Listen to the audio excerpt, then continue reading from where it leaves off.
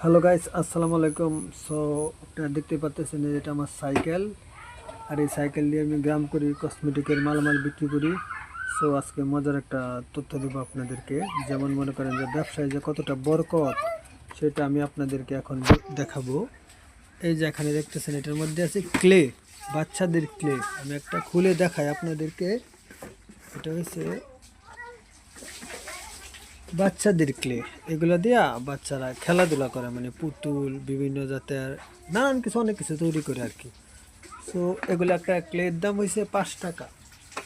আর আমি বিক্রি করি, আর আমি কিনে আনি হয়েছে এই 6টা কিনে আনি, সম্ভবত না 12টা কিনে আনি 35 টাকা। 12টা 35 টাকা দিয়ে কিনে আনি। সো আমরা তারপর 12টা বেশি হয়েছে 60 টাকা, কিন্তু আমি 60 টাকা বেশি না। আমি গ্রামে গিয়ে চুল দিয়ে খেলনা নিয়ে যান বা বিভিন্ন মাল নিয়ে যান। আমি সব কসমেটিক আমার সামনে আছে।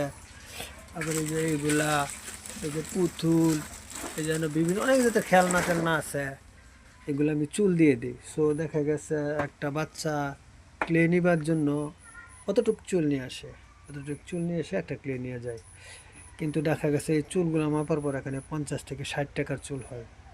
সো আমার একটা বিক্রি করলে আল্লাহর অশেষ সহমতে পুঁজি উঠে যায়। সো এভাবে আমি যদি 150 টাকার ক্লে আনি, আমি 150 টাকার ক্লে দিয়া ইজিলি, মানে এই বয়ামটার ক্লেগুলো একদিনে বিক্রি করতে পারি, আমি 1,500 টাকা বিক্রি করতে পারি, মানে 1,500 টাকা চুল আনতে পারি।